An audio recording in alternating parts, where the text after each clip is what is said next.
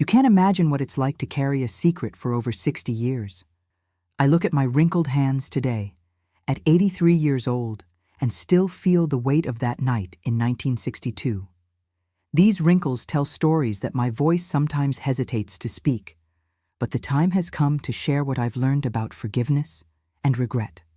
It was a warm spring evening, the air perfumed by flowers in the garden of the country club where we were celebrating my sister Irene's engagement to Nathan. I can still feel the soft satin of my light blue dress against my skin, the sound of the orchestra playing those romantic songs that were popular at the time. Moon River had just been released, and everyone was humming it that year. Irene looked stunning. We were always physically identical. The same almond-shaped brown eyes, same dark straight hair that fell to our shoulders, same smile. But inside, we were as different as day and night. She was organized and responsible. I was impulsive and dreamy. She was a dedicated nurse. I was still trying to find my way in life at 23. The phone rang around 9 in the evening. I remember seeing her face transform as she answered the call. A serious accident on the interstate. Multiple injuries. The hospital needed all available nurses. Typical of that era. Few healthcare professionals and no regulation of working hours. When an emergency happened, you simply went, no matter what you were doing. "I have to go," she told me while removing the pearl brooch Nathan had given her as a gift. "You know how these accidents are. I'll probably be there all night." That irritated me deeply. It was her engagement party. How could she abandon everything? Abandon Nathan because of work? But what really ignited the spark was what I had heard earlier, hidden behind the dressing room door while she was talking with her work colleagues. Alexandra has so much potential, but she doesn't seem to know what she wants from life. I feel sorry for her sometimes. While I'm building my career, she still depends on our parents for everything. Her words cut me like a knife. Feel sorry for me? Who did she think she was to feel sorry for me? The anger fermented in my chest throughout the party as I smiled falsely at the guests, pretending everything was fine. When we argued before she left, I said horrible things that, if I could, I would have swallowed back. After she departed, I observed Nathan in the corner of the hall. He was with friends, drinking champagne excessively, celebrating his engagement even without his fiancé present. The wall clock marked almost 11, and many guests had already left. Only the closest remained. Some cousins, the tired parents saying goodbye to the last relatives, and Nathan's noisy group of friends. That's when the idea emerged, terrible and seductive, like a snake whispering in my ear. I still wonder how I allowed that vengeful thought to take hold of me. In the dressing room, I found a dress that Irene had set aside to change into after the ceremony. An emerald green model that matched the pearl brooch she had left on the vanity. I pinned my hair exactly as she wore hers. I put on the brooch and applied the dark red lipstick that was her trademark. The mirror returned the perfect image of her. Even our mother couldn't tell us apart if she was distracted. Nathan, already drunk and amid the confusion at the end of the party, would be easily fooled. I returned. "We managed to resolve the emergency faster than I thought," I whispered as I approached him from behind, touching his shoulder. His eyes, already clouded by alcohol, brightened when he saw me. He didn't suspect. He completely believed his fiancée had returned to him. The country club was one of those old mansions converted for events, with several suites upstairs where guests could rest or get ready. When I suggested we go upstairs to have a moment alone, away from the noise, he followed without hesitation. I'll never forget the smell of that room. A mixture of dried flowers and old wood. The dim light of the lamp cast dancing shadows on the walls, while the muffled music still played downstairs. Everything seemed unreal, as if I were living someone else's life, which, in fact, I was. What happened in that room lasted only a few minutes, but would change our lives forever. It wasn't as I had imagined. While in his arms, I felt a wave of guilt so intense I could barely breathe. I realized too late the monstrosity of what I was doing. When we finished, I made up an excuse. Said I was feeling unwell, that perhaps it was the stress from the hospital. I needed to leave. He seemed confused, but accepted it. I remember his words. "Rest, my love. We'll talk tomorrow." My love wasn't meant for me. It was theft, a cruel deception. I left the suite hurriedly, changed clothes, and with the help of a cab waiting outside, fled home before anyone could question me. I spent the night awake, alternating between tears of regret and moments of anger directed at my sister, as if I could justify my horrible act with the hurt I felt. The next morning, Irene returned exhausted from the hospital. I didn't have the courage to look her in the eyes during breakfast. She commented briefly about the emergency. 7 dead in the accident, more than 20 injured, an entire night of surgeries and emergency procedures. As she spoke, I internally shrank, guilt growing like a snowball. "Did Nathan call?" she asked casually, spreading butter on toast. I swallowed hard. "Not that I know of." "Strange. I'll call him later. He must still be sleeping after all that champagne." The following days were a nightmare of anxiety. Every time the phone rang, I jumped, fearing it was Nathan mentioning something about our night together to Irene. But surprisingly, he didn't call. Maybe he was so drunk he didn't clearly remember what happened. Or perhaps he was confused about why Irene had acted so strangely, leaving abruptly after being with him. I almost convinced myself I had escaped unpunished, that my terrible secret would remain exactly that, a secret. But life has ways of unveiling even the most carefully constructed lies. A week after the party, we were all at our parents' house for the traditional Sunday lunch. Nathan came to pick up Irene to take her to the movies afterward. While I was helping our mother with dessert in the kitchen, I heard fragments of their conversation in the living room. "So different from that night after the party," he was saying. "You seemed like another person, but I don't know. Impetuous." I dropped the spoon I was holding, my heart racing in my chest. It was as if the floor was disappearing beneath my feet. "What are you talking about, Nathan?" Irene's voice sounded genuinely confused. "What night after the party?" I ran to the living room, but it was too late. Nathan was already explaining in terribly specific details about the encounter in the suite, an encounter that, to his total shock, Irene had no memory of. Her face lost all color as he spoke.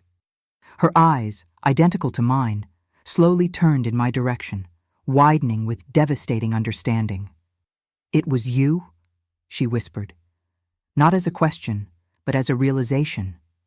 "It was you that night." I couldn't answer. There was nothing I could say to mitigate what I had done. Nathan looked from one to the other, confusion gradually giving way to horror as he realized what had happened. "Irene, I swear I didn't know." "I never would have," he began, but she was already getting up, grabbing her purse, moving as if in a trance. "Don't follow me," was all she said before leaving, slamming the door with a force that made the windows shake. Our parents, drawn by the noise, entered the living room demanding explanations. Nathan, still in shock, only managed to say he needed to go, that he would call later. And so I was left alone to face the increasingly insistent questions from my parents.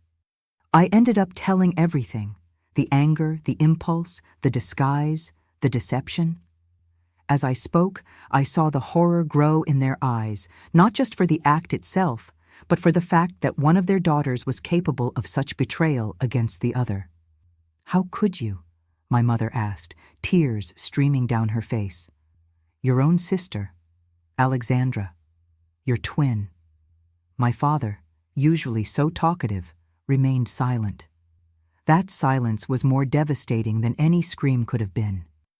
Irene didn't come home that night, nor the next. We learned, through a colleague from the hospital, that she was sleeping in the nurses' quarters. When she finally returned, 3 days later, it was only to pick up some clothes and inform our parents she had rented a room near the hospital. "I can't stay under the same roof as her," she said, without even looking in my direction. "Not now. Maybe never again." I tried to talk to her, to ask for forgiveness, to explain, though there was no explanation that could justify what I did. She would simply raise her hand, signaling silence, and walk away. 2 weeks later, we learned that Irene had permanently broken up with Nathan. He came to our house, looking like he had aged years in a few days. He wanted to talk to me, to clarify things, but what was there to clarify? I had deliberately deceived him. He had been a victim as much as Irene. "She doesn't believe I couldn't tell the difference," he said, his voice breaking. "How could I? You're identical, and I was drunk, but that doesn't matter to her. She says she can't trust me after this, that she'll always wonder if I really love her or if any woman would do." His words hit me like a punch. I hadn't just destroyed my relationship with my sister, but also her future with the man she loved. Life in my parents' house became unbearable. The constant looks of disappointment, the heavy silence at meals, the emptiness left by Irene's absence. All of this was a constant reminder of what I had done. So, I made a decision that at the time seemed the only possible way out. I would leave. On a June morning in 1962, less than 2 months after that fateful night, I packed my bags and took a bus to Boston, where a distant cousin had helped me get a job as a sales clerk in a fabric store. I left my parents a letter asking for forgiveness and explaining my decision. For Irene, I left only a simple note. "I'm sorry, more than I could ever express." And so I left behind everything I knew. My family, my home, the city where I grew up, carrying only some clothes and the crushing weight of guilt. I didn't know then that it would take almost 20 years until my sister would speak to me again, that a single moment of impulsiveness, an act of petty revenge, would alter the course of our lives in ways I could never have predicted. As the bus pulled away, looking through the window at the familiar streets that would soon give way to unknown landscapes, I couldn't help but think of the bitter irony of the situation. I, who had always envied Irene's independence, her ability to build her own life, was now forced to do exactly that. Not by choice, but by necessity. Not by achievement, but by escape. The road ahead seemed endless and lonely. I had no idea that this separation would last much longer than I could imagine, or that the path back to forgiveness would be so long and arduous. I only knew that I had made a terrible mistake and that now I would have to live with the consequences. As the bus continued its journey, taking me away from everything I loved, a single certainty pulsed in my mind. Nothing, not time, not distance, not even new relationships, would ever completely erase what I did that spring night in 1962. It was a mark I would carry forever, a constant reminder of the price of impulsiveness and the fragility of bonds we think are unbreakable. Boston in 1962 was a city in full transformation. The recently completed interstate had brought industries and a constant flow of people seeking new opportunities. I was just one more, though my motives were more about escape than hope. My first apartment, if you can call that tiny room with a shared bathroom that was at the back of a boarding house run by Mrs. Clark, a widow with a shrill voice and a surprisingly generous heart. The rent consumed almost half of my salary at the spring fabric store where I worked 6 days a week from 8 to 7. "An educated young lady like you shouldn't be dispatching fabric and taking measurements," Mrs. Clark commented one morning while I was having coffee before leaving for work. "Don't you have family? Anyone who can help?" I swallowed the buttered bread with difficulty. "I do, but we needed some distance." She didn't insist. At Mrs. Clark's boarding house, each guest carried their own story of disconnections and new beginnings. We were all castaways trying to find solid ground again. The first weeks were of paralyzing emptiness. I woke up, worked, returned to the room, slept when I could. On nights of insomnia, which were frequent, I kept mentally replaying that night at the country club, torturing myself with what-ifs. What if I had simply swallowed my anger? What if I had talked honestly with Irene about how her words hurt me? What if I had never overheard that conversation to begin with? I allowed myself to write to my parents only a month after my departure. A short letter informing them that I was well, that I had work and housing. I timidly asked for news from home, especially about Irene. The response came 2 weeks later, written by my mother on her light blue stationery, her handwriting as impeccable as always. "We're as well as can be expected," she wrote. "Your father works a lot. As for Irene, she continues at the hospital. She was promoted to assistant nurse in the emergency ward. She's still living in the room she rented near work. She visits us on Sundays." No mention of whether she asked about me. None. "Send regards to your sister from me." Irene's silence was deafening even from a distance. At the end of the letter, my mother added, "Nathan was transferred to the bank's branch in New York. I think it's better this way. There are wounds that need distance to heal." I carefully folded the letter and stored it in the drawer of the small desk in the room. The last phrase continued echoing in my mind for days. Wounds that need distance to heal. Was that what I was giving Irene? Distance? Or was it just cowardice disguised as consideration? The months passed. The work at the store, initially just a means of survival, began to genuinely interest me. I had a talent for sales, for understanding what customers really wanted, even when they couldn't express it. The owner, Mr. Mitchell, noticed my dedication and offered me a small raise after 6 months. "You have a future, young lady," he said, adjusting his thick-framed glasses. "Pity you didn't study. You could go much further." His words planted a seed. I had abandoned studies after high school without clear ambitions, living in the shadow of Irene's determination. But here in this new city, away from comparative glances, perhaps I could finally discover my own path. In January 1963, I enrolled in a night course in basic accounting. On Tuesday and Thursday nights after work, I walked 15 blocks to the building of the Municipal Technical School. I returned exhausted to the boarding house, but with a sense of purpose that I hadn't experienced in a long time. The letters to my parents became monthly. I received regular responses from my mother, updates on their health, on the house, on relatives and neighbors. Occasionally, a brief mention of Irene. "Your sister was sick with the flu last week," or "Irene is taking a specialization course in surgical nursing." Never personal details, never any indication that she asked about me or that she had read my letters, where I always included a message specifically for her. In July 1963, I received an unexpected call at the store. It was my father, tense, hurried voice. "Your mother is in the hospital, gallbladder problem, nothing serious, but she needed surgery. I thought you should know." I asked Mr. Mitchell for leave and took the first available bus to my hometown. During the 4-hour journey, my stomach twisted, not just from concern for my mother, but from the prospect of meeting Irene again after more than a year. I arrived at the hospital late in the afternoon. I found my father in the corridor, looking aged and tired. "How is she?" "Stable.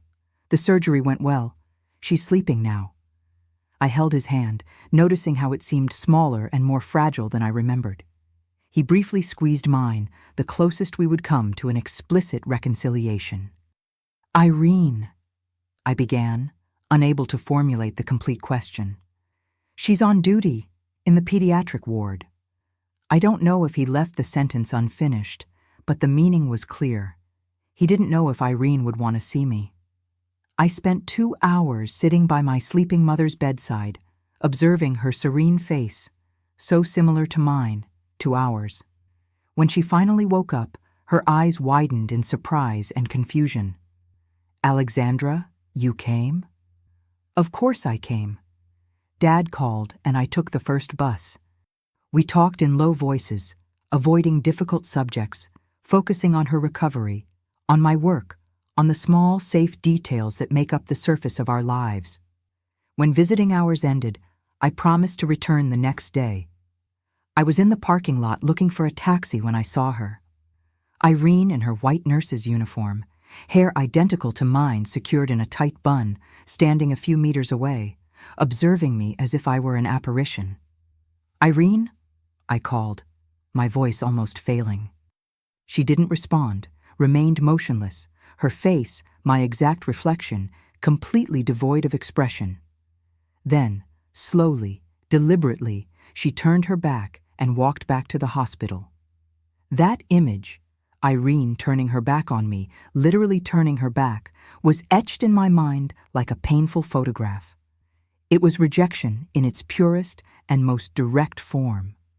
I returned to Boston 2 days later as soon as my mother was discharged. Throughout my short stay, I didn't see Irene again.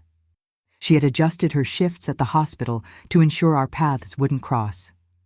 My mother avoided mentioning her name, as if realizing it was too painful a subject.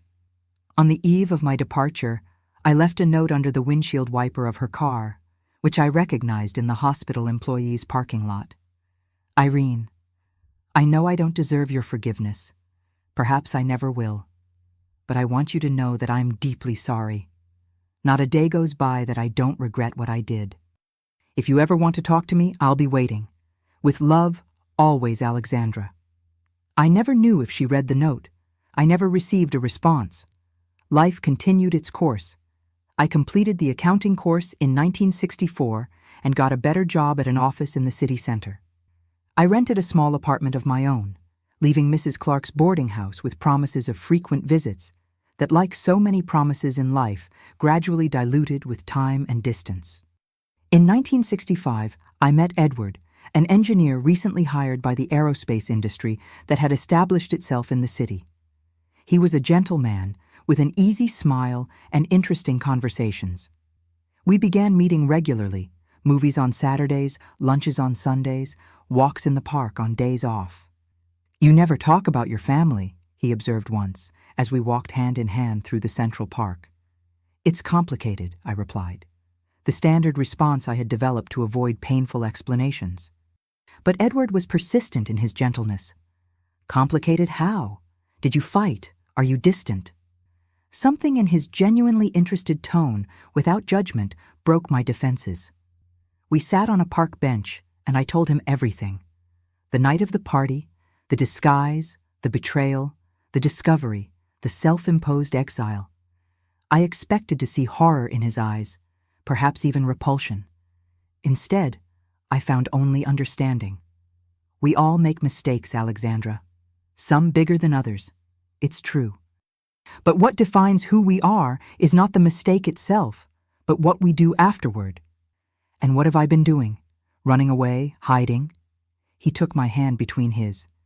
Maybe at first, but now you're building a life, learning, growing. That counts too. Our relationship flourished over the following months. Edward became not just a boyfriend, but a true friend, someone with whom I could be authentic without fear of judgment.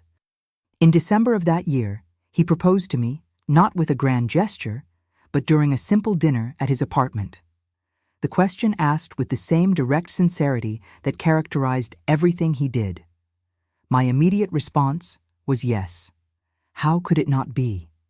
He represented a chance for a fresh start, to build something new and clean, free from the shadows of the past. But that same night, as he slept beside me, I lay awake, contemplating the small engagement ring on my finger. Could I really start a marriage carrying such a heavy secret? Edward knew the story, true, but my parents didn't know about him, and Irene didn't even acknowledge my existence. There was something deeply wrong about celebrating a new beginning when the previous chapter remained so painfully unfinished. The next morning, I sat on the edge of the bed and looked at Edward, still sleepy. "I can't marry you," I said, my voice breaking. "Not yet." He sat up, confused. "What happened? What changed since last night?" "Nothing changed. That's the problem. I'm still carrying all of that. I can't build something new when the old is still unfinished. It would be like building a house on quicksand." To my surprise, he didn't argue. He didn't try to convince me otherwise, just slowly sat up, as if on some level he had already expected this response. "What do you need to do then?" "I don't know exactly, but I know I need to face the past somehow. I can't keep running away forever." He hugged me, and I felt in his embrace an understanding that words couldn't express. We agreed to take a step back. Not a breakup, but a pause so I could resolve issues that needed to be addressed before we could move forward together. The following week, I wrote the most difficult letter of my life, not to my parents, but directly to Irene, addressed to the hospital where she worked, since I didn't know her current residential address. "Dear Irene," I began, each word carefully considered. "I know you probably don't want to read anything that comes from me. Maybe this letter will end up directly in the trash, and I wouldn't blame you for that, but I need to try. I need to say the things I've kept inside for so long. There's no justification for what I did, no explanation that lessens the severity of my betrayal. I was hurt, yes, by things I heard you say about me. I was angry, jealous of your success, your independence, but none of that justifies what I did next. I betrayed not just your trust, but the special bond we shared as sisters, as twins. I destroyed your relationship with Nathan, caused pain to our parents, and finally destroyed my own life as I knew it. I don't expect your forgiveness.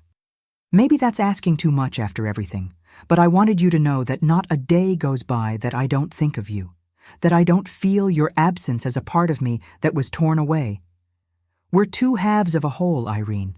We always have been, and living separate from you is like trying to breathe with just one lung. Recently, someone very special asked me to marry him. It should be the happiest moment of my life. But I've discovered I can't move forward, can't build a future while the past continues to weigh so heavily. I'm not asking you to love me again as before, just that maybe someday you'll find a way to see me, not just as the person who betrayed you, but as the sister who, despite everything, never stopped loving you. If you want to contact me, you know where to find me. If not, I'll understand. But know that no matter how much time passes, I'll always be here waiting. With love, despite everything, Alexandra. I sent the letter without great expectations. It was more an act of personal catharsis than a real attempt at reconciliation. After so much time, it would almost be a miracle to receive any response. The weeks passed. January gave way to February, which in turn yielded to March. I received no word from Irene. My mother, in her regular letters, mentioned nothing about a correspondence received by my sister. Edward, true to his promise, remained present in my life, though we had taken a step back in the relationship. Our meetings continued, but with a new understanding that there were unresolved issues that needed time. In April 1966, I received an envelope in the mail. It was thin, containing just one sheet of paper.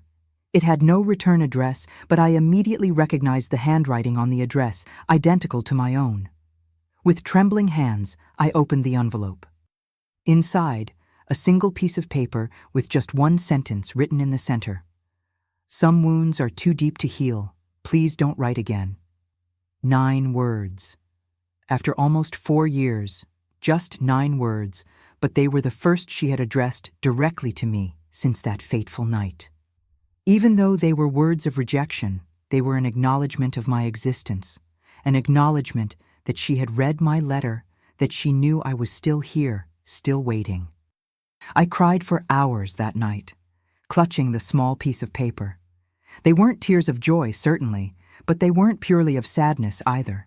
They were complex, ambivalent, like every truly profound relationship. The next morning, I called Edward. "I received a response from her," I said as soon as he answered, "and she doesn't want to see me, doesn't want me to write again." A long silence on the other end of the line. Then, "What are you going to do?" I looked out the window of my small apartment, observing the city that had become my refuge, my hiding place, my penance. "I'll respect her wish. It's the least I can do after everything. I'll give her what she asks for. Distance. Silence." I closed my eyes, feeling the weight of the decision I was about to make. I can't marry you, Edward. Not now. Maybe never. It would be unfair to you to build a life with someone so broken. To my surprise, he laughed softly. "We're all broken in some way, Alexandra. The question is whether we can still love, despite the cracks." "I love you," I replied, realizing the truth of it only as I spoke the words. "But I can't promise a normal future, a happy family, all those things you deserve." "Let me decide what I deserve," he responded. And at that moment, I understood that I had found someone rare, someone who accepted me not despite my flaws, but with them. However, 2 weeks later, Edward received an irrefusable job offer, a 2-year project at NASA that would require his transfer to Houston. It was an opportunity that would define his career, something he couldn't refuse. "Come with me," he asked. I seriously considered it. A new city, a new beginning. But something kept me in Boston.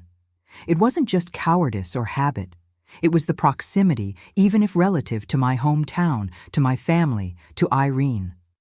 It was as if I subconsciously needed to remain within a certain orbit, even at a distance. "I can't," I finally replied. "But that doesn't mean we can't try to maintain what we have. There are buses, weekends." But we both knew what usually happens with long-distance relationships. We promised to write, call, visit, and for a few months, we kept those promises. But gradually, inevitably, the distance did its work. The letters became more spaced, the calls briefer, the visits rarer. In November 1966, I received a call from Edward. His voice sounded different, hesitant, almost guilty. "I met someone," he said, without beating around the bush, always direct. "I didn't plan it. It just happened. I thought you should know from me, not from someone else." I felt a pang of pain, but surprisingly, not of jealousy or betrayal. It was more a regret for what could have been, for the future we almost had. "Does she make you happy?" I asked. "Yes," he replied after a brief hesitation. "But that doesn't diminish what we had, Alexandra. What I felt, what I still feel for you is real. I know, and that's why I'm happy for you, truly." When I hung up the phone, I didn't cry as I expected. Instead, I felt a strange sense of closure, as if a chapter was definitely concluded, allowing another to begin. That night, I wrote in my diary, "Today I lost something precious. But perhaps it's just the universe reminding me that some things aren't meant for us, that sometimes the price of our choices or our mistakes is the renunciation of certain futures. Edward deserves someone whole, someone without so much past to resolve.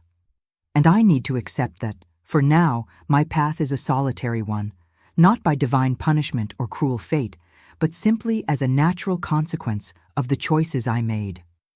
The following years were of a peculiar loneliness, not desperate or bitter, but contemplative. I dedicated myself to work, progressing in the accounting firm where I had started as a junior assistant. I made some friends, though I never allowed them to get too close.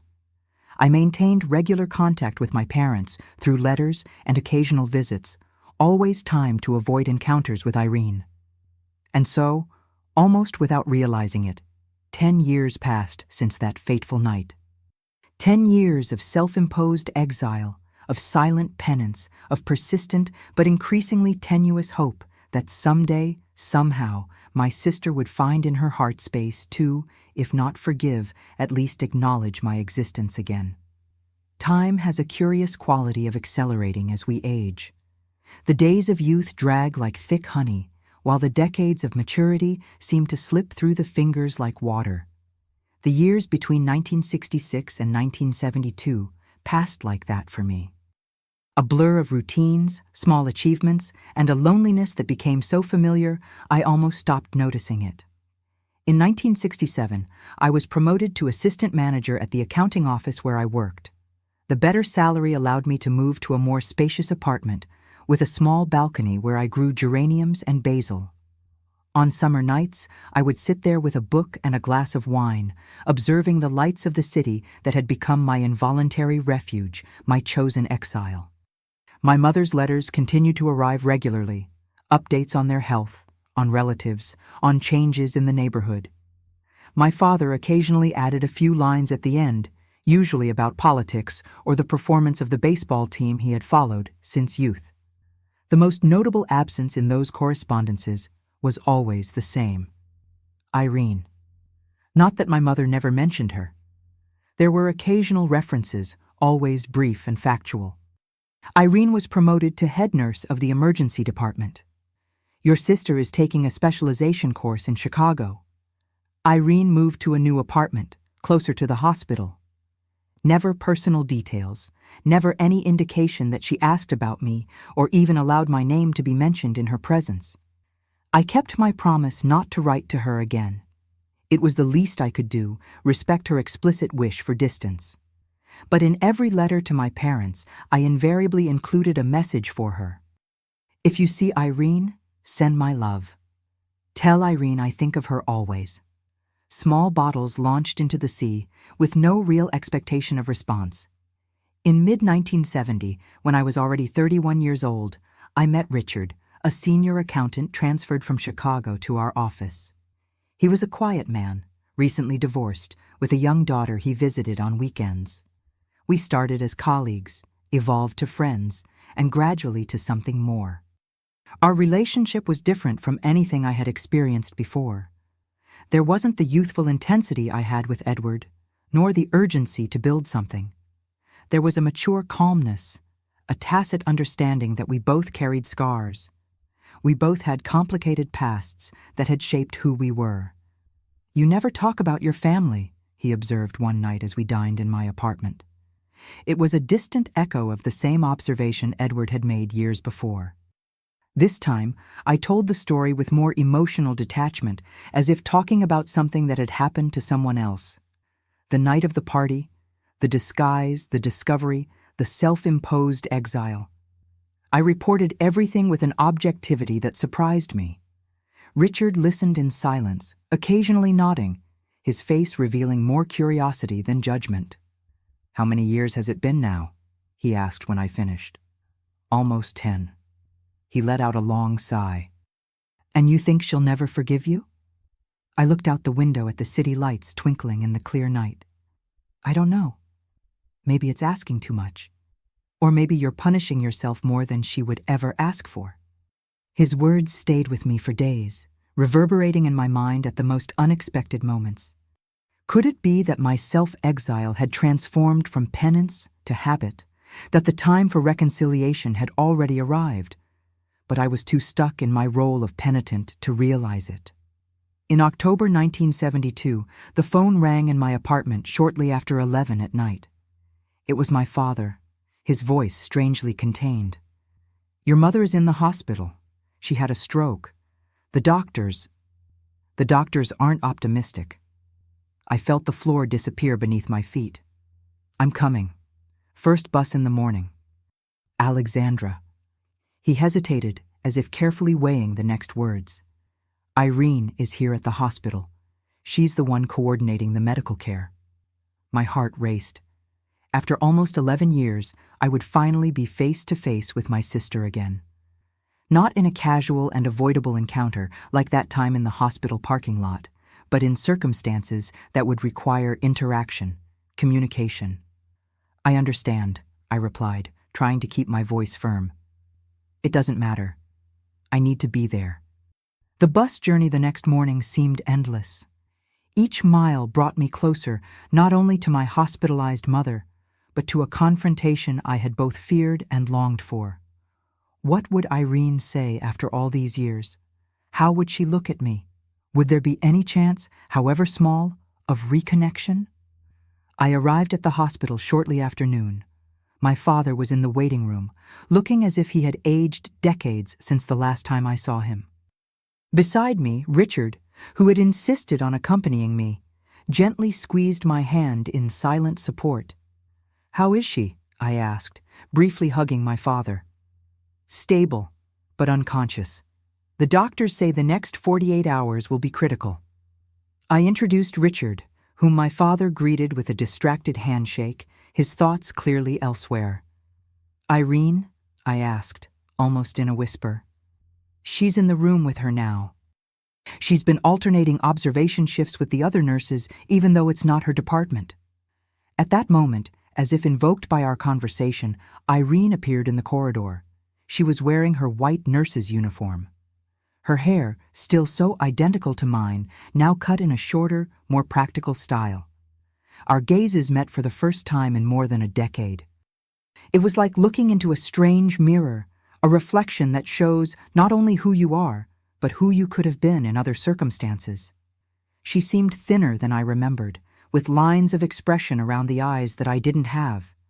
It was fascinating and disconcerting to see how two genetically identical people could be shaped in such different ways by life, by choices, by circumstances.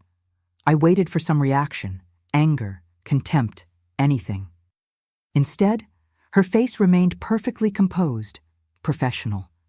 She could have been looking at a complete stranger. "Dad, I need to talk to you about the results of the latest tests," she said, completely ignoring my presence. My father looked from one to the other, the discomfort evident on his tired face. "Alexandra just arrived and Irene. Maybe we should—" "The doctors are waiting," she interrupted, her voice clinical, devoid of emotion. "It's important." He gave me an apologetic look before following Irene down the corridor. I stood there petrified, the reality of the situation finally hitting me with full force. There would be no magical reconciliation, no emotional embrace after so many years. The abyss between us remained vast and apparently unbridgeable. Richard put an arm around my shoulders. "Give her time," he murmured. "It's a lot to process at once." I nodded mechanically, but an inner voice whispered that time was exactly what we had had, 11 long years of it, and apparently it hadn't been enough. The following days established a painful pattern. We took turns in my mother's room, who remained unconscious, breathing with the help of machines. When it was my turn to stay with her, Irene left without a word. When she was there, I waited in the corridor or in the cafeteria. My father transitioned between us like an exhausted diplomat in impossible negotiations. On the third night, I found Irene alone in the hospital cafeteria. It was late, almost midnight, and the place was practically deserted. I hesitated at the entrance, considering retreating, but something, courage or desperation, made me move forward. I sat at her table without asking permission. She raised her eyes from her coffee cup, her face impassive. "We need to talk," I said, surprising myself with the firmness in my voice. "Not for me, not for you. For Mom, for Dad. They don't deserve this." She took a sip of coffee, her eyes, so identical to mine, studying me with cold evaluation. "There's nothing to be said. Irene, please, it's been 11 years. It's been... And how much longer will it last? How much longer will you punish me?" "Punish yourself?" A flash of something, anger perhaps, or simply irritation, crossed her face before disappearing under the mask of indifference. "I'm not punishing anyone. I simply chose to continue my life without you in it." Her words were like a punch to the stomach, but I continued. "We're twin sisters. You can't just erase that. You erased it when you decided to impersonate me that night." It was the first direct reference to the incident in all these years. The fact that she still remembered it with such clarity, such bitterness, was both painful and strangely hopeful. Pain was still feeling. Bitterness was still connection, even if negative. "I was young and stupid," I replied, keeping my voice low, aware of the few night staff who cast curious glances at us. "I was hurt, angry. I did something terrible, unforgivable. But there has to be a limit, Irene, some point where we can at least coexist." She finally placed the cup on the table, her eyes fixed on mine. "We are coexisting now, aren't we? I'm here, you're here. We breathe the same air. What more do you want?" "I want my sister back," I replied simply, my voice breaking. For a moment, so brief that afterward I wondered if I had imagined it, something softened in her gaze. A microscopic crack in the wall. Then, as quickly as it appeared, it vanished. "Your sister died that night," she said, rising. "Accept that, and we'll move forward, each on her own path." She left the cafeteria, leaving me alone with a feeling of crushing defeat. I had nurtured a small hope that this forced reunion by circumstances might open some door, however small. Now that hope seemed as fragile as my mother's health. On the 5th day, there was a slight improvement. Mom briefly opened her eyes, recognized my father, weakly squeezed my hand when I talked to her. The doctors, cautiously optimistic, suggested that the worst might have passed. I was in the corridor outside her room when I heard raised voices coming from inside, my father and Irene arguing. "It can't continue like this," he was saying, his voice tired but firm. "Your mother will fully wake up soon. What do you intend to do? Alternate visits so you're never in the same environment as your sister?" "Yes, if necessary." And when she asks why her daughters aren't together at her bedside, what will I say? That even after 11 years, you two can't get over this. Tell the truth, that some betrayals are unforgivable. A long sigh from my father. "You know what's unforgivable, Irene. Wasting the time we have with the people we love. Your mother almost died this week. I could have gone before her. Life is too short for this kind of eternal grudge."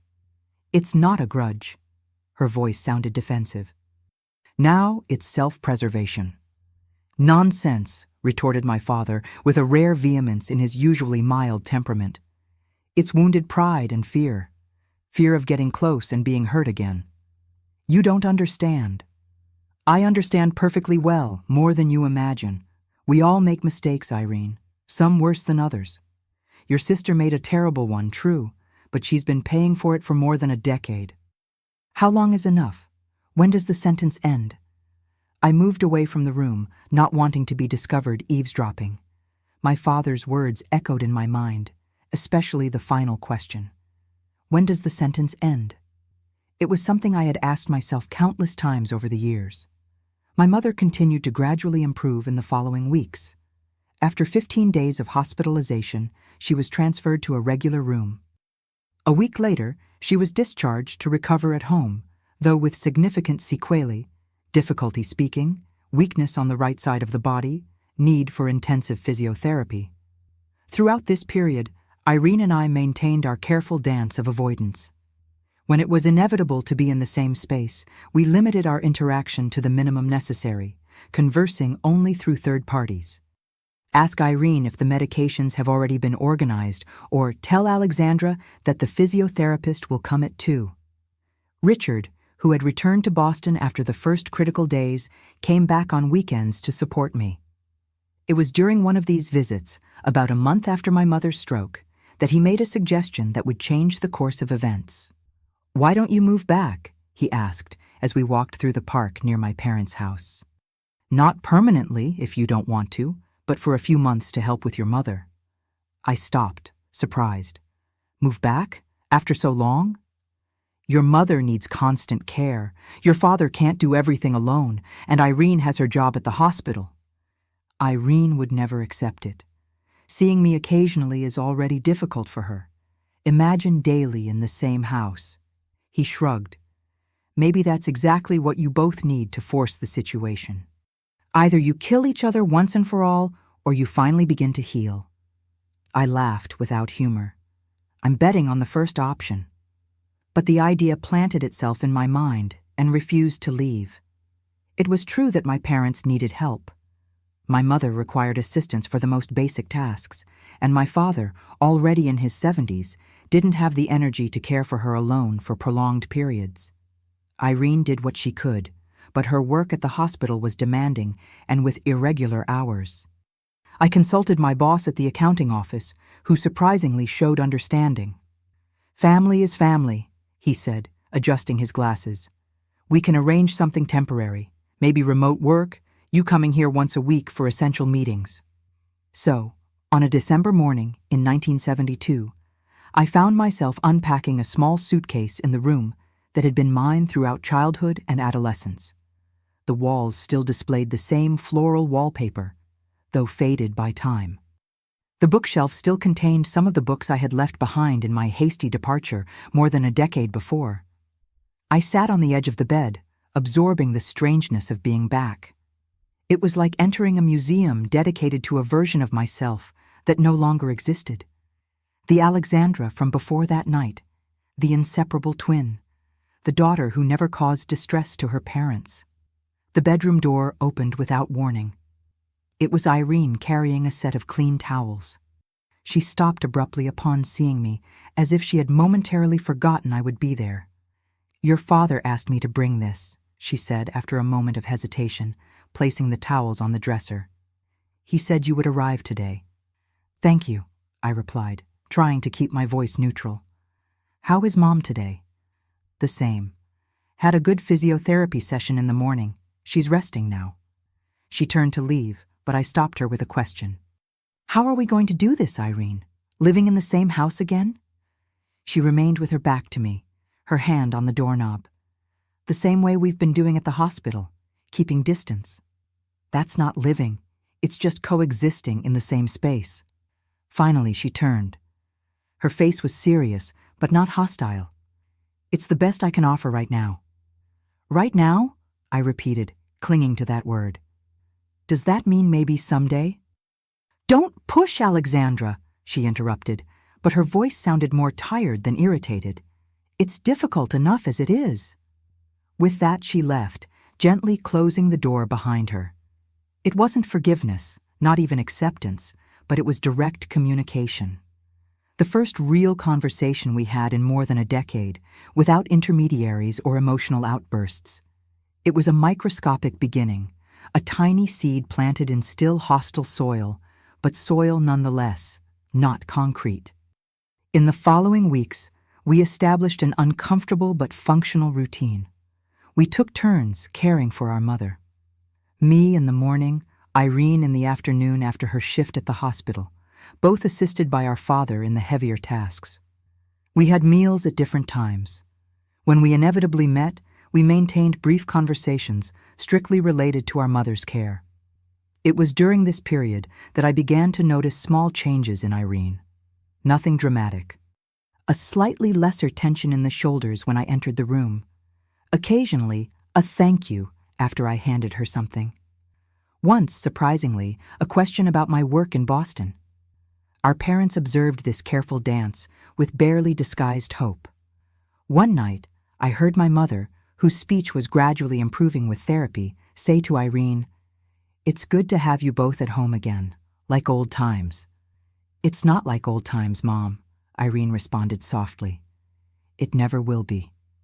"But it's something," insisted my mother, her new difficulty with words making each one more meaningful. "It's a beginning." That phrase, "it's a beginning," stayed with me. A small flame of hope that I didn't dare nurture too much, for fear it might extinguish completely. In February 1973, Richard came to visit for a weekend, staying at a small hotel nearby. It was the first time I was formally introducing him to my parents, though they had briefly met during my mother's hospitalization. To my surprise, Irene didn't disappear during his visit, as I expected. Instead, she dined with us on the first night. A tense meal, certainly, but civilized. I observed how she discreetly studied him, evaluating the man who had entered my life. After dinner, while I was helping my mother prepare for bed, I heard Irene and Richard talking on the porch. I couldn't distinguish the words, just the low murmur of their voices. When he left later that night, he seemed thoughtful, but not disturbed. "What did you talk about?" I asked while accompanying him to the car. "You," he replied simply. She wanted to know my intentions. "As if she were my father," I commented, between amused and indignant. He smiled slightly. "Actually, it was comforting. She cares, even if she doesn't admit it." His words planted a new seed of hope in my heart, small, fragile, but persistent. Perhaps, just perhaps, the ice was finally beginning to melt, albeit slowly. In early March, I received an unexpected proposal from the accounting office where I worked. A new branch would be opened in my hometown, and they offered me the manager position. It would be a significant promotion, with a better salary and the opportunity to assemble my own team. "They're offering me this because of the situation with my mother," I commented to Richard on the phone. "It's a gesture of kindness." "Perhaps," he agreed, "but also because you're competent and they don't want to lose you. Will you accept?" I hesitated. The offer was tempting for practical reasons. I could continue helping my parents without sacrificing my career. But there were deeper implications. Accepting would mean establishing myself permanently in the city, no longer as a temporary visitor, but as a resident. It would mean officially declaring that my exile had ended, with or without Irene's forgiveness. "I don't know," I replied honestly. "I need to think, and I need to talk to Irene." The opportunity for this conversation arose a few days later. It was late at night, and I found her in the kitchen preparing tea. My parents had already retired. I sat at the table, gathering courage for what I needed to say. "I received a job offer," I began, straight to the point, "here in the city. Permanent." She continued with her back to me, slowly stirring the tea. "And I wanted to know how you would feel if I accepted. If it would be acceptable to you for me to return definitively." Irene finally turned, cup in hand, her face, my older reflection by a few minutes, studying me with an expression I couldn't completely decipher. "Why are you asking me this?" "It's your life." "Because I don't want to make yours more difficult than I already have," I replied simply. "If my presence here is unbearable for you, I'll find another solution to help our parents." She took a thoughtful sip of tea. "Mom is improving, but she still needs care. Dad is aging. I can't do everything alone with my schedules at the hospital." It was a practical answer, not an emotional one, an assessment of needs, not feelings, but it was something. "So, you don't object?" She sighed, placing the cup on the table. "I won't lie and say it will be easy. It won't be. There are moments when looking at you still hurts, still reminds me of everything I lost." I felt my heart tighten. "I know that nothing I say or do can undo what happened. I know that you may never forgive me completely, but I'm willing to accept whatever you can offer, even if it's just tolerance." A long silence followed, with only the ticking of the kitchen clock marking the passage of time. Finally, Irene spoke, her voice softer than I had heard in years. "Accept the job, Alexandra. We'll find a way to make this work." It wasn't forgiveness, it wasn't reconciliation, but it was permission to return home, to try to rebuild some kind of relationship, however tenuous it might be. And after almost 11 years in the desert of exile, it was more than I had ever expected to receive. Thus, in the spring of 1973, more than a decade after my hasty departure, I officially returned to my hometown, no longer as a temporary visitor or prodigal daughter, but as an adult, establishing a new beginning. The road ahead still seemed uncertain, full of challenges and difficult conversations, but for the first time in many years, I felt that perhaps, just perhaps, there was a path back, not just home, but to my sister. The seasons changed 3 times since my definitive return to my hometown. The new accounting office was established and thriving with a small team of 5 people under my supervision. I had rented a comfortable apartment 10 minutes by car from my parents' house, close enough for frequent visits, distant enough to maintain the independence necessary for all of us. My mother's recovery had reached a plateau.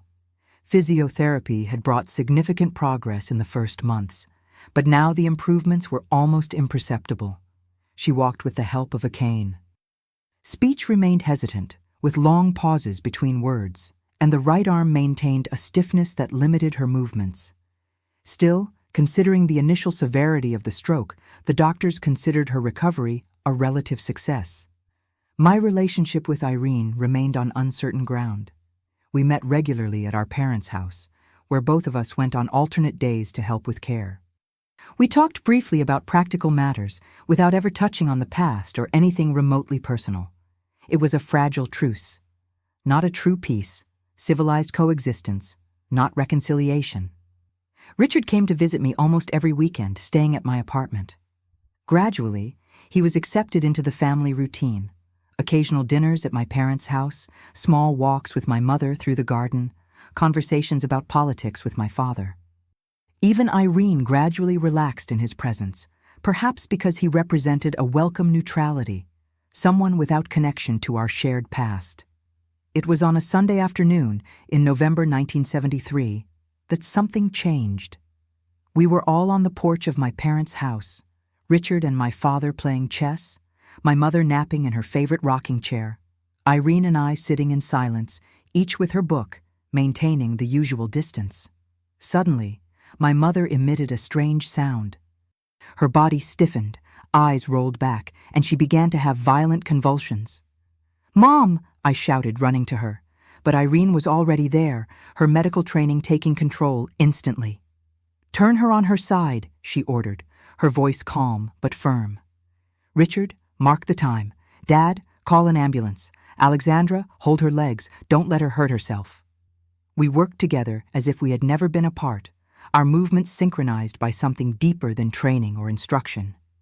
When the ambulance arrived, 8 minutes later, the convulsions had ceased, leaving my mother unconscious, but breathing regularly. "I'll go with her in the ambulance," said Irene, already gathering the bag with our mother's medical documents. "You'll come in the car?" "No," I interrupted, surprising everyone, including myself. "We'll both go. Dad and Richard can meet us there." She hesitated only a moment before nodding. During the journey to the hospital, sitting side by side on the narrow bench of the ambulance, while the paramedics monitored our mother's vital signs, I experienced a strange sense of inverted déjà vu. The same circumstances that had initiated our forced rapprochement almost a year before, but this time with a different degree of cooperation between us. At the hospital, we fell into a familiar routine. The agonizing wait for news, the endless forms, the technical explanations from doctors. It was during one of these waits, sitting in silence in the room reserved for families, that Irene finally spoke about something beyond the immediate and practical. "Remember when Mom had appendicitis? We were 13 years old?" The question caught me so off guard that it took me a moment to respond. "Yes, we stayed up all night afraid she would die. Dad tried to convince us to sleep, but we refused. We made a pact," I recalled, the memory coming back vividly, "that as long as one of us stayed awake watching, nothing bad would happen." A ghost of a smile passed across Irene's face. What absurd logic. We were children. Yes. She looked at her hands, fingers intertwined, tight. We were. The silence that followed was different from the previous ones, not loaded with tension and resentment, but with shared memories of a past that, despite everything, still belonged to us. My mother was diagnosed with post-stroke epilepsy, a relatively common complication, the doctors explained. With proper medication, the seizures could be controlled, but the risk would remain. This meant a new layer of care, an even more attentive vigilance. The following night, after a long day at the hospital, Irene and I met again in our parents' kitchen. She was preparing coffee while I organized our mother's new medications, who had been discharged under the condition of returning immediately if there were any new seizures. "I'll need to reorganize my shifts at the hospital," she commented, more to herself than to me. "Maybe I can switch to the day shift permanently. That way I'd be free at night, when the side effects of the anticonvulsants are most intense." "I can adjust my schedule too," I offered. "The office is mine now. I can delegate more, work from home some mornings." She looked at me for a long moment, as if considering something. "We'll need a system, a schedule." "Yes, and communication about changes in her condition, medication adjustments, observations." I nodded, understanding what she was proposing, not just a truce, but a partnership, even if limited to the care of our mother. "We can leave a notebook here in the kitchen to record everything?" Good idea. It was a practical conversation, no doubt. But the simple fact that we were planning something together, that we recognized the need for collaboration, represented a significant advance. It wasn't forgiveness yet, but it was a tacit acknowledgement that our mother's well-being was more important than the abyss between us. In the following weeks, we gradually developed a rhythm of shared care. The notebook in the kitchen became our main means of communication. Detailed notes about medications, meals, physiotherapy exercises, small observations about our mother's mood or comfort. Sometimes I found brief questions directed at me. "Did you notice excessive drowsiness after the morning dose?" Or, "Did the physiotherapist mention possible exercises for the stiffness in the wrist?" They were strictly functional messages, But each note exchanged, each question and answer was a small thread being woven again between us. An indirect, safe communication without the risk of confrontations or overflowing emotions. At Christmas 1973, we faced another decisive moment. It was the first time we would celebrate the date together since my definitive return. Richard would be with us, as would two elderly cousins of my father, who had no close family. The preparation for the dinner became a silent test of our ability to cooperate. On the eve, while we prepared the traditional dinner, turkey, rice with raisins, the sweets that our mother always made, but now couldn't, I found myself working side by side with Irene in the kitchen. We didn't talk much, just what was necessary to coordinate tasks. Still, there was something strangely comforting in the familiarity of the movements, in the muscle memory of so many previous Christmases, when we worked together effortlessly, almost like extensions of each other. "You still make the sauce the same way?" she suddenly observed as I stirred the mixture in the pot. "I learned from the best," I replied, indicating our mother, who was watching our activities from the kitchen table, where she peeled potatoes with her good arm. My mother smiled, that smile now slightly crooked, due to partial paralysis. "You two were always better in the kitchen than I was." "That's not true, Mom," I protested automatically. "Yes, it is," contradicted Irene. And for a moment, just a moment, our gazes met in agreement. A flash of the old complicity that we always shared when we teased our parents. The Christmas dinner went surprisingly well. The presence of my father's cousins and Richard diluted the residual tension, creating an almost normal environment. There were gifts exchanged, old stories retold, even some laughter. My mother, though tired, stayed up later than usual, visibly happy to have her family gathered. When everyone had already retired, I found Irene on the porch, looking at the starry sky, a glass of wine in her hands. "Clear night," I commented, stopping beside her, maintaining a respectful distance. She murmured in agreement. We stayed like this for a few minutes, in silence, observing the stars. It wasn't a comfortable silence like those we used to share in youth, but it also wasn't laden with the tension that had marked our encounters in recent years. "It was a good night," I finally said. "I think Mom enjoyed it." "Yes," she agreed. Then after a pause, "Your Richard seems like a good man." The seemingly casual observation surprised me. It was the first time Irene had commented on something personal about my life since our reunion. "He is," I replied simply. "Do you two have plans for the future?" I hesitated, uncertain about how much to reveal. "Perhaps. We're talking. He understands that the situation is complicated, with Mom needing care, and with me," she completed without beating around the bush. "He understands that your twin sister still barely manages to look at you without remembering everything that happened." There was no bitterness in her voice, just a frank statement, almost clinical. "Yes," I admitted. "That too." She took a sip of wine, still looking at the sky. "I don't want to be the reason for you to postpone your life, Alexandra. It's not just because of you. It's for Mom, for Dad, for penance," she interrupted, finally turning to face me. "Are you still punishing yourself for what you did?" The question caught me off guard with its frankness. "Maybe in part. I don't know if I'll ever completely stop." She nodded slowly, as if confirming something she already suspected. "For a long time, I wanted you to suffer, to feel at least a fraction of the pain I felt. But now—" When she didn't continue, I risked asking, "Now?" Irene sighed, looking back at the stars. "Now I'm just tired, Alexandra. Tired of carrying this, of letting one night more than 11 years ago define who we are, what we can be." I felt my heart accelerate, barely daring to believe what I was hearing. "What are you saying?" "I'm not saying I forgive you," she clarified quickly. "I'm not even saying I can forget.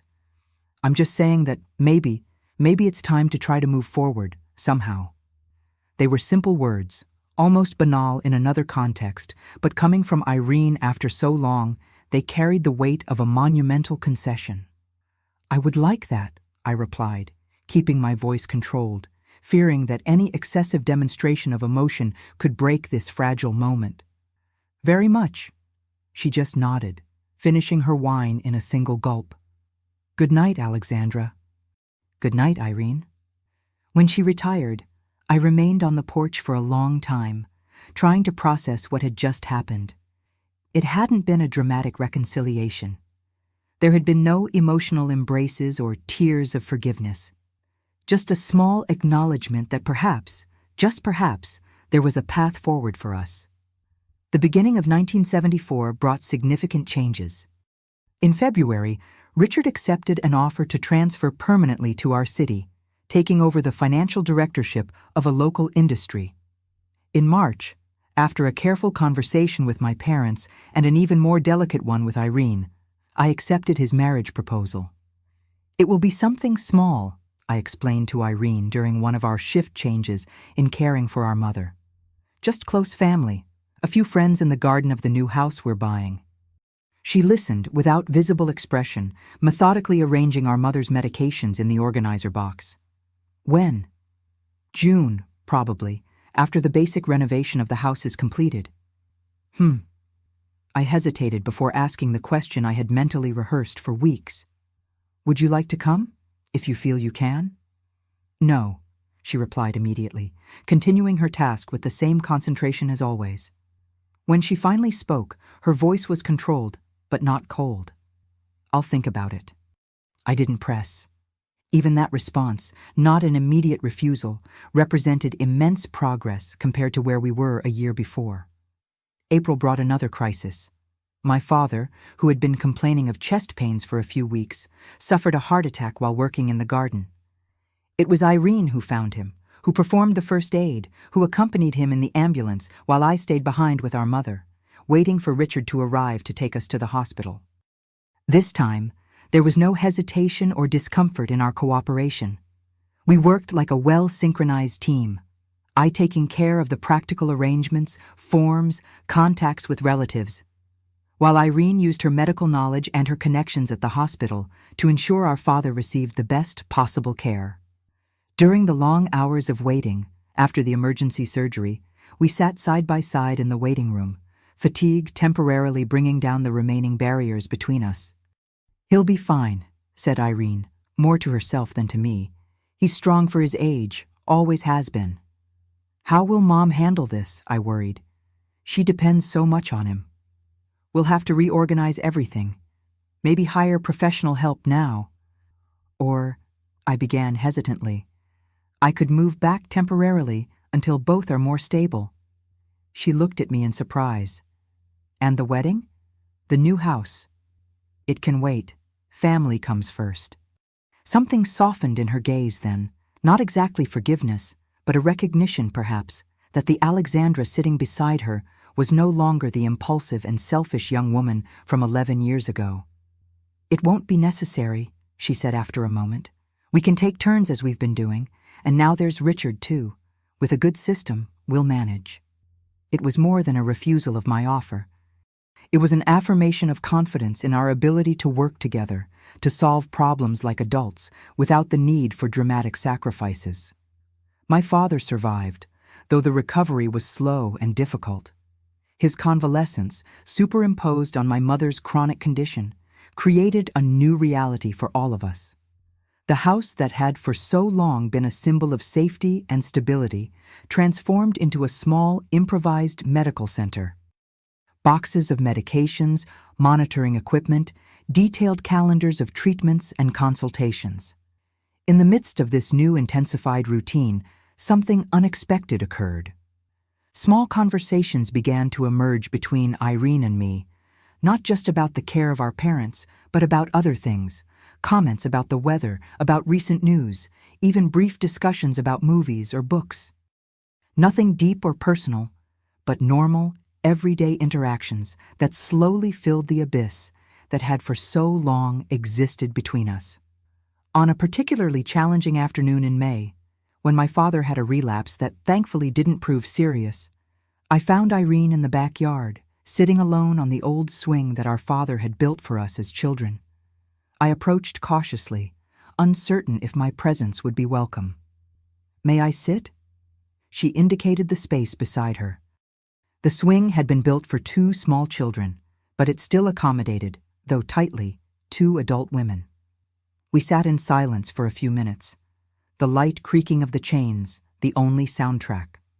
"Remember when I broke my arm here?" she suddenly asked. The memory emerged instantly. The 2 of us, at 9 years old, competing to see who could swing higher, Irene losing balance, the scream, the arm at an impossible angle. "I remember feeling the pain as if it were my own arm," I replied. She looked at me in surprise. "You never told me that." "You were too busy screaming," I tried to joke, testing the waters. To my surprise, a small smile appeared on her face. "I was always the more dramatic of us 2. "That's not true," I protested automatically. Then I realized she was teasing slightly, cautiously, but teasing nonetheless, a behavior so familiar from our youth, now resurfacing as a pale echo of the past. Her smile disappeared quickly, replaced by a thoughtful expression. "You know what's strange? As much as I tried, I never managed to hate you completely." The confession caught me totally off guard. "No," she confirmed, looking at her own hands. "I was furious, hurt, betrayed. But on some level, you were still my sister, my twin. How do you completely hate someone who is literally part of you?" I felt tears forming, but I held them back. This moment was too fragile to be flooded by emotion. "I'll come to your wedding," she said abruptly, changing the subject. "If the invitation is still open."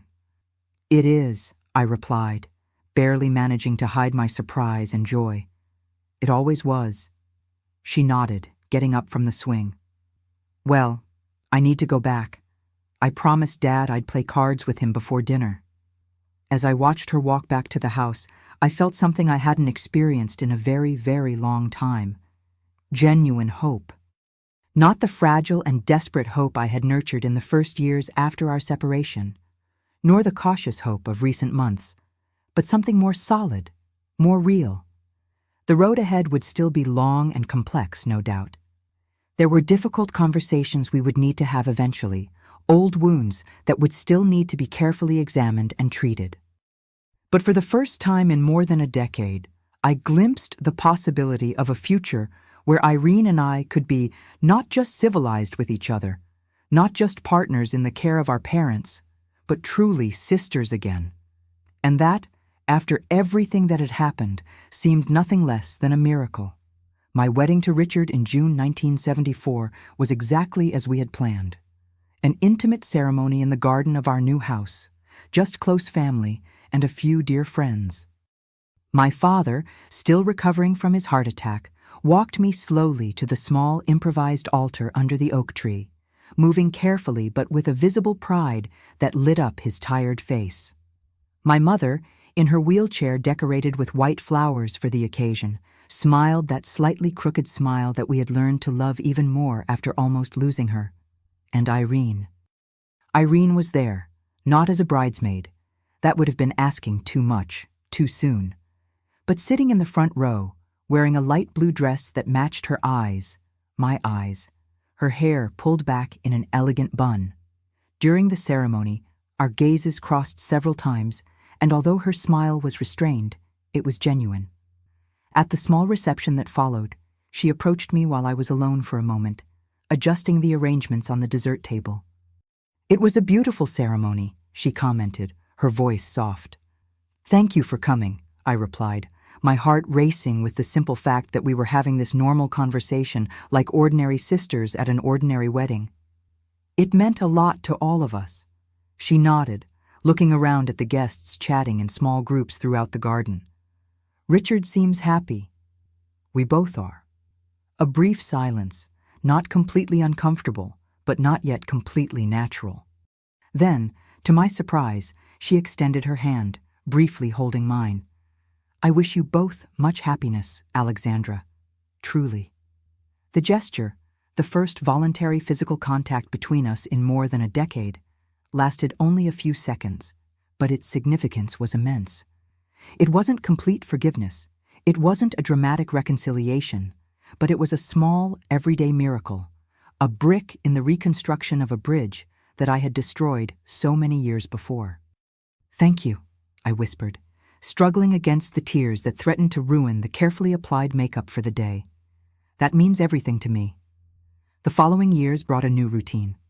Richard and I settled in our house, 15 minutes by car from my parents. I divided my time between the accounting office, which continued to grow, and the regular care of my parents, whose health conditions remained stable but fragile. Irene continued at the hospital, now promoted to general nursing supervisor, but still found time for her regular visits to the parental home. Gradually, something extraordinary began to happen. Our interactions, previously limited to brief encounters during shift changes in caring for our parents, began to expand.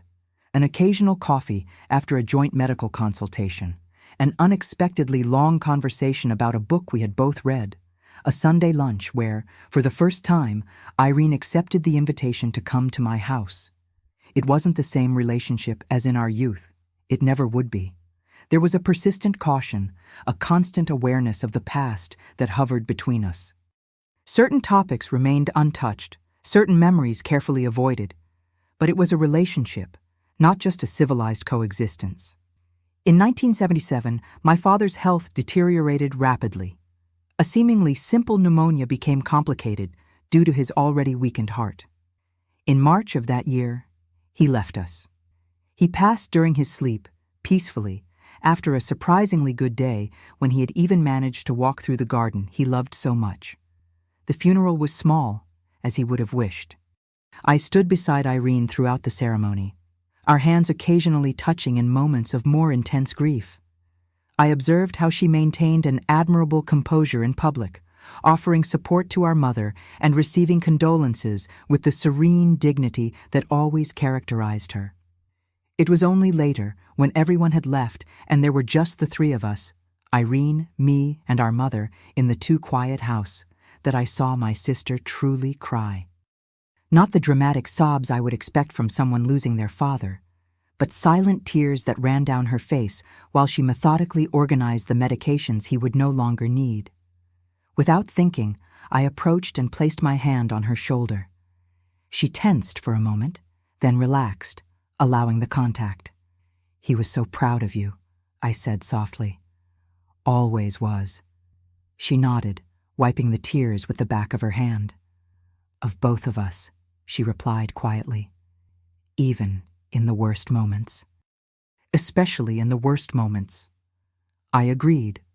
We stood like this for a few minutes, silently sharing the grief.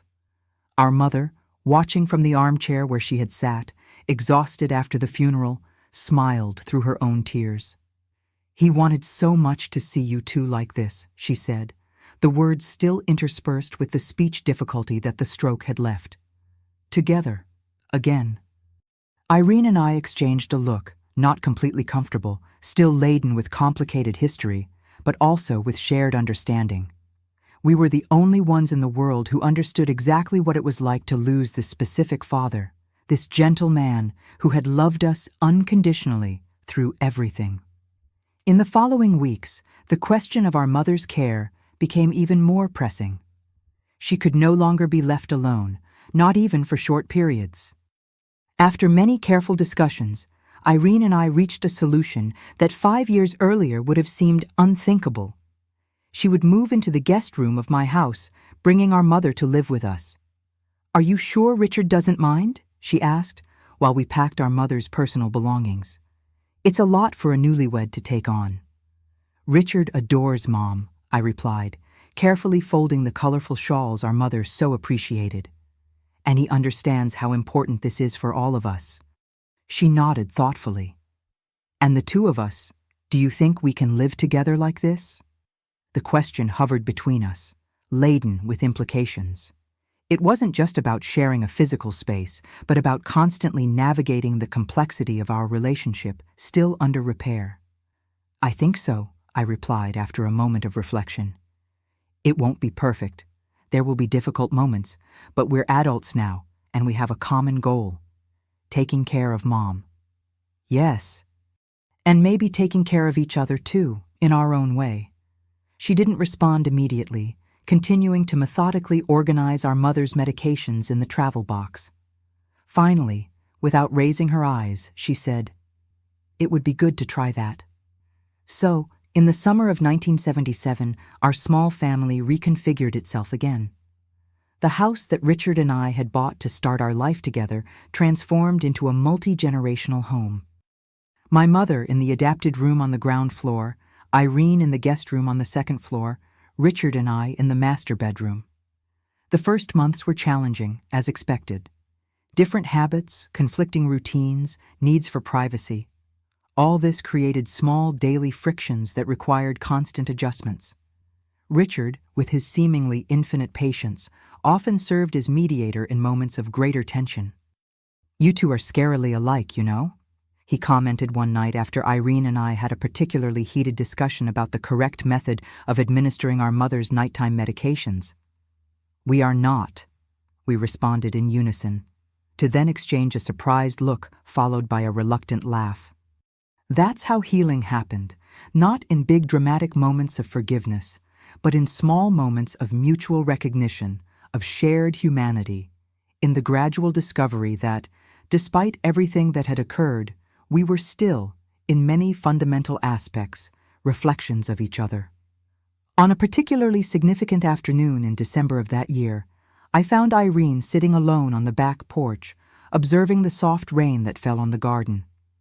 I approached hesitantly, always conscious of the invisible boundaries that still existed between us. "May I sit?" She indicated the chair beside hers. We remained in silence for a few minutes, just observing the rain, the rhythmic sound of drops on the roof creating a quiet soundtrack for that moment.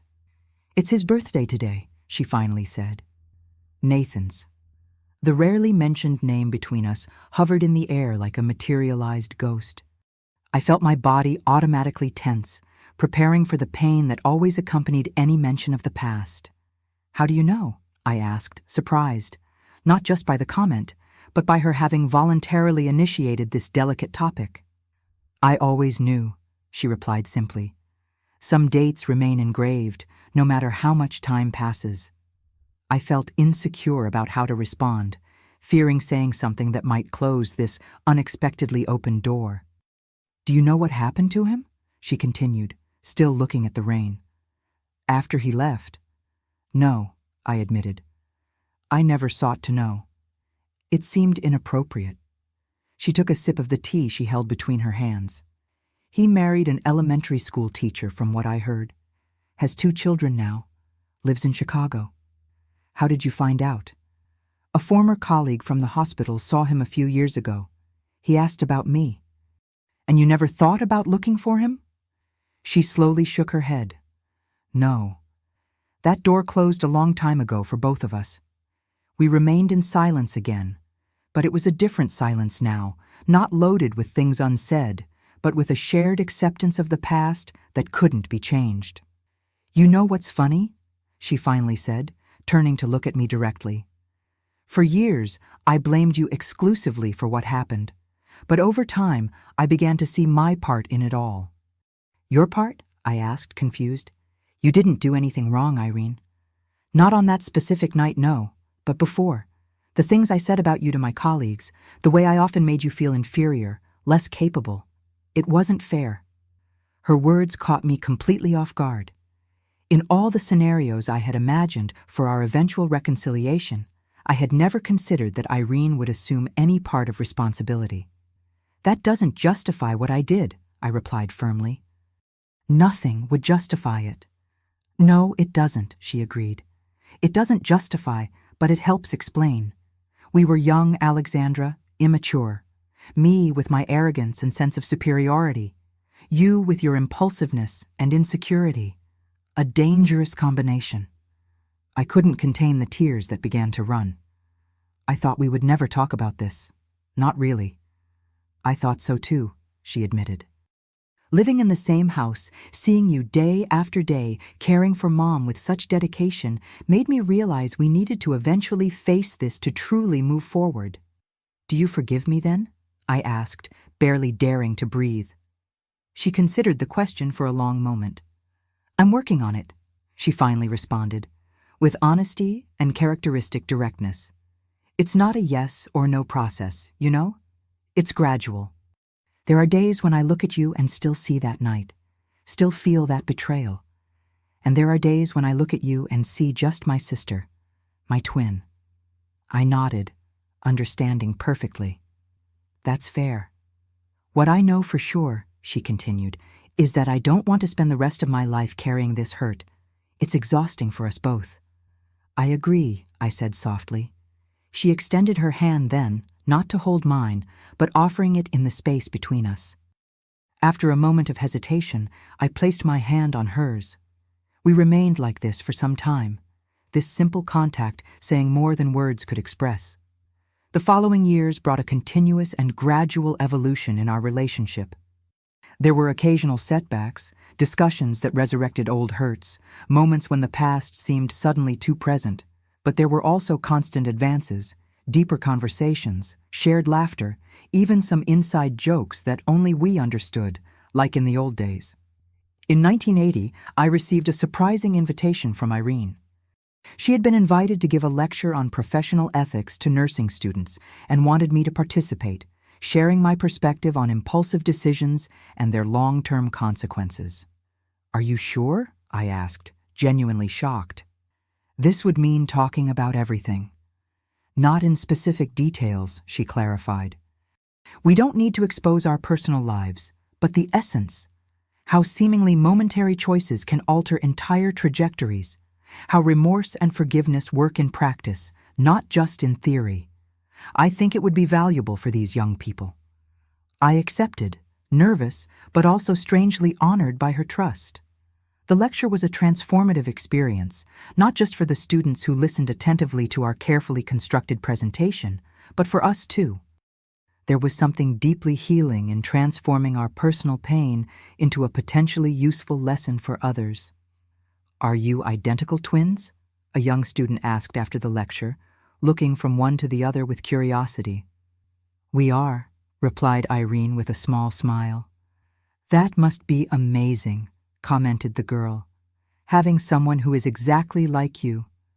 Irene and I exchanged a look laden with shared history, the joys and pains, the separations and reconciliations, everything that had shaped our unique bond. It's complicated, I finally replied. But yes, it's pretty amazing. In 1982, our mother left us peacefully during sleep, 5 years after our father. Her departure, although sad, was received with serene acceptance. She had lived to see her daughters reunited again, to witness the gradual reconstruction of what had once been broken. At the funeral, Irene and I remained side by side, receiving condolences with the shared strength that we always found in each other during the most difficult moments. During the ceremony, she held my hand firmly, not as a conscious gesture of support, but as a natural reflex, the type of instinctive connection that had always existed between us, even in the years of separation. And now? Asked Richard the following night, as the three of us dined in silence in the kitchen of the house we had shared for 5 years. Irene, do you plan to continue living with us? The question hovered in the air, laden with implications. Now that the original purpose of our cohabitation, caring for our mother, had ended, what would be the next step? I looked at Irene, trying to read her always controlled expression. I hadn't thought about it yet, she finally replied. I suppose I should look for my own place now. There's no rush, Richard said quickly. This is your home too, for as long as you want. She smiled slightly, grateful. Thank you, but you deserve your space. It's been generous enough to share it for so long. Or, I suggested hesitantly, you could stay, not as a temporary arrangement, but permanently if you want. Irene looked at me in surprise. You mean? We are a family, I explained, realizing the truth of it as I spoke. You, me, Richard, it's worked so far, hasn't it? Different from what we imagined, perhaps, but it worked. She looked at Richard, who nodded in agreement. Alexandra is right. This arrangement may not be conventional, but when did our family follow conventions? A small smile appeared on Irene's face. "I'll think about it seriously." And so she did. After a few weeks of careful consideration, Irene decided to remain, not in the guest room, but in a small apartment we built on the upper floor of the house, giving her the perfect balance between independence and family proximity. The following years brought a tranquility that none of us could have predicted. Irene continued her career at the hospital, eventually becoming director of nursing. I expanded the accounting office, opening a second branch in a neighboring city. Richard, always the silent pillar of our uncommon family, thrived in his position as financial director, eventually becoming a partner in the company. It wasn't a perfect life. We still had our arguments, our moments of tension, like any family. But there was a solidity to it, a sense of belonging that I had lost long ago and had now finally recovered. On a particularly quiet Sunday afternoon in 1986, Irene and I sat on the porch drinking tea and watching the soft rain that fell, an echo of that crucial conversation years earlier. We were both in our 40s now, the first gray threads appearing in our still so similar hair.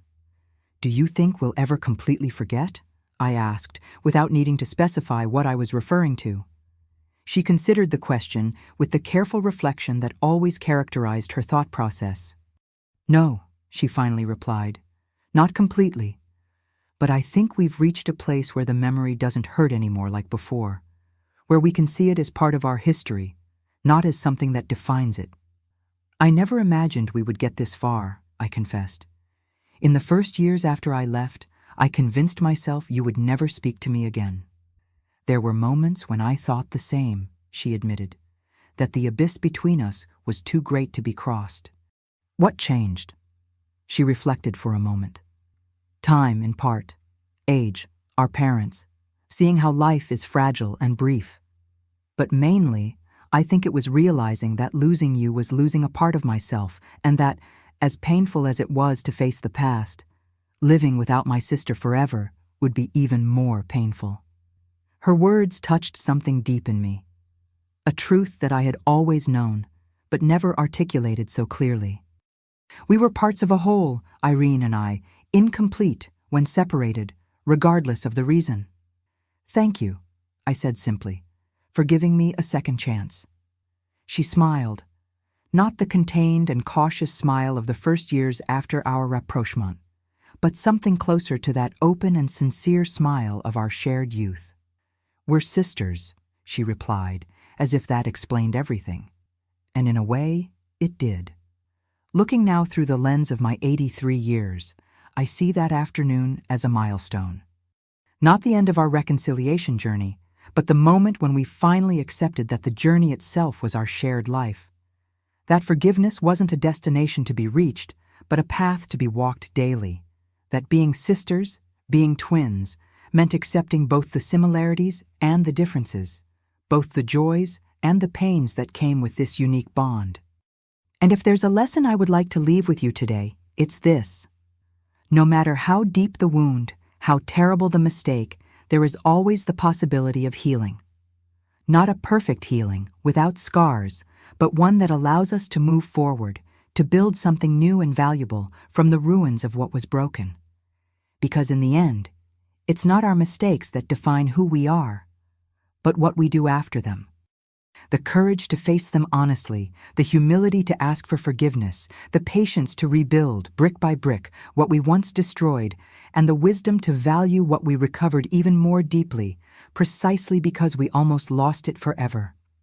Well, my dears, that was the story of how my sister Irene and I managed to rebuild our relationship after the worst mistake of my life. If you've made it this far, thank you so much for listening to this grandma tell her story. Don't forget to leave your like on the video. It's very important for me to know that my story touched your heart. And if you're not already subscribed to the channel, hit that red button below so you don't miss any other story this grandma has to share. There's so much I've learned in 83 years of life, and I want to share it with you. Leave in the comments which part of the story moved you the most, or if you've experienced something similar. I love reading all the comments, even though these old fingers take a while to respond. Until the next video, God willing. May He bless you and your family.